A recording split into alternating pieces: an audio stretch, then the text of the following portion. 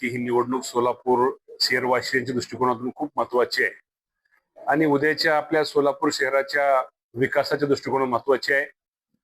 राष्ट्रवादी काँग्रेस पक्षाचे आमचे 54 उमेदवार हे घड्याळ चिन्हावरती आणि 3 पूरग्रस्त आणि बाकीचे सगळे आमचे शिवसेनेचे आणि आमची इथं शहरामध्ये युती आहे असे आमचे 102 जागेवरती सगळे उमेदवार हे निवडणुकीसाठी उभे आहेत.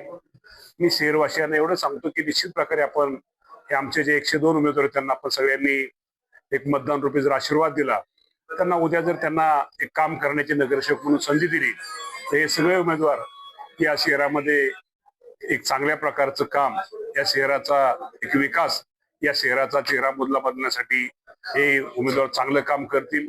हे दिलेले उमेदवार हे निश्चित प्रकारे एक चांगले आहेत आणि त्यामुळं उद्याच्या या सोलापूर शहराच्या विकासासाठी माझ्या सोलापूर शहरातील नागरिकांनी आमच्या या आघाडीला, आमच्या या युतीला, आमची जी युती आहे राष्ट्रवादी पक्ष आणि शिवसेनेच्या युतीला आपण सर्वांनी त्यांनी मतदान करावं ही आपल्या सर्वांच्या माध्यमातून मी माझ्या सोलापूर शहरवासियांना मी आवाहन करतो.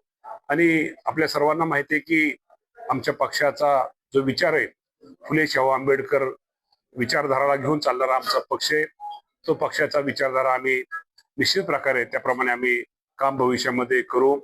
सर्व धर्म समभाव या ह्याच्याप्रमाणे आम्ही सर्वांना बरोबर घेऊन कुठल्याही धर्माला कमी लेखणार नाही आणि त्यामुळे सर्वांना बरोबर घेऊन या शहरासाठी एक चांगलं काम करण्याचा प्रयत्न राष्ट्रवादी पक्ष निश्चित प्रकारे करेल हा विश्वास मी आपल्या माध्यमातून माझ्या शहरवासियांना देतो आणि माझ्या शहरवासियांना सांगतो की आपण सर्वांनी या निवडणुकीमध्ये आपण आमचं जे चिन्ह आहे, आमचं घड्याळ पुरस्कृत उमेदवारांचं ते प्रत्येकाचं वेगळं आणि त्याप्रमाणे आणि आमच्या शिवसेनेचे उमेदवार या सर्वांना प्रचंड मताने निवडून द्यावं ही विनंती करतो. सोलापूरचे आपण पालकमंत्री होता त्या काळामधला सर्व भूभाग आपल्याला माहिती आहे, परिस्थिती माहिती आहे, राजकीय, सामाजिक, आर्थिक, सांस्कृतिक. आता सध्याच्या निवडणुकीकडे आपण कशा नजरेने बघतात आणि कोणता अजेंडा घेऊन राष्ट्रवादी काँग्रेस आपल्या उमेदवारांच्या माध्यमातून मतदान आपण करोनाच्या काळामध्ये विषय आपण काढला. आपल्या सगळ्यांना माहिती आहे की आपल्या सगळ्यांच्या सहकार्यामुळे माझ्यासारखा कार्यकर्ता त्या काळामध्ये या जिल्ह्याचा पालकमंत्री म्हणून काम करत होता आणि विशेषतः सोलापूर शहरामध्ये मी आता माझं काही जास्त सांगणार नाही, परंतु शहरातल्या नागरिकांना माहित आहे, गरीब माणसाला माहित आहे की करोनाच्या काळामध्ये निश्चित प्रकारे अजितदादा पवार साहेबांच्या मार्गदर्शनाखाली माझ्यासारख्या कार्यकर्त्यांनी या शहरामध्ये करोनाच्या काळामध्ये एक चांगलं काम करण्याचा प्रयत्न हा प्रामाणिकपणे केलेला आहे. मला माहिती आहे की माझे शहरवासी हे काम माझे विसरलेले नसावेत आणि ते विसरणार पण नाहीयेत. पण निश्चित प्रकारे बाकीच्या इतर गोष्टी सुद्धा मी आज सांगत नाही. या सोलापूर शहराच्या विकासाच्या दृष्टिकोनातून पालकमंत्री म्हणून जे काही निर्णय त्यावेळेस करणं गरजेचं होतं ते निर्णय घेतलेले आणि सोलापूर शहराच्या विकासामध्ये निश्चित प्रकारे जे काही योगदान देणं गरजेचं ते दिलेलं आहे. तर भविष्य काळामध्ये त्याचा निश्चित प्रकारे माझे सोलापूरकर विचार करतील. शिंदे सेनेची आणि अजितदादा पवार यांची पहिली युती सोलापूरात झाली, राज्यातील पहिली युती, आणि ते करत असताना आता सध्याचं अण्णा बनसोडे म्हणायची 75 पार करू आणि आता 50-51 शेवटी हा विषय तिथल्या स्थानिक पातळीवरच असतो. इथं आमच्या राष्ट्रवादी काँग्रेस पक्षाचे स्थानिक नेते, स्थानिक पदाधिकारी, शिवसेनेचे स्थानिक नेते, स्थानिक पदाधिकारी या सर्वांनी एकत्र मिळून हा निर्णय घेतलेला आहे. शेवटी युती म्हणून आम्ही सगळेजण एक आहोत आणि राज्याचे मुख्यमंत्री देवेंद्र फडणवीस साहेब असतील, एकनाथजी शिंदे साहेब असतील, अजितदादा पवार साहेब असतील, हे शेवटी युती म्हणून आम्ही सगळेजण एक आहोत. शेवटी स्थानिक पातळीवरती राजकारण हे प्रत्येक ठिकाणी प्रत्येक पक्षाचे धोरणं प्रत्येक ठिकाणी तिथल्या स्थानिक परिस्थितीवर काही गोष्टी अवलंबून असतात.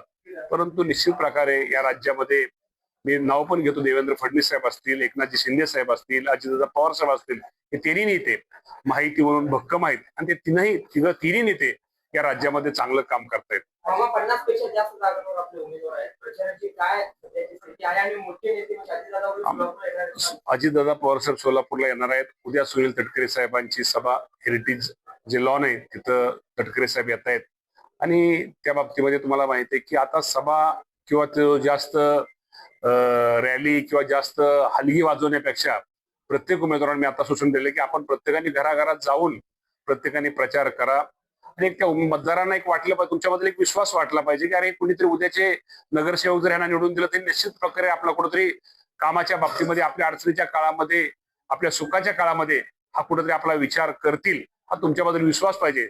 आणि सभेला सुद्धा जास्त गर्दी करण्यात, सभा फक्त त्या ज्या उमेदवाराच्या भागात तिथलेच उमेदवारांनी करावं, बाकीच्यांनी आपापल्या प्रभागामध्येच थांबावं आणि घरोघरी जाऊन प्रचार करावा. अजितदादा पवार साहेब, राष्ट्रवादी काँग्रेस पक्षाचा विचार हा त्यांनी घरोघरी पोहोचवावा. राजकारणामध्ये आरोप प्रत्यारोप आले. परवा ओबीसी साहेबांची सभा झाली, त्यावर त्यांनी अजित पवारांवर टीका केली आहे, सोलापूरचा विकास केला आहे. आरोप प्रत्यारोप निवडणुकीमध्ये शेवटी आरोप करणं किंवा आरोप हा होत असतो.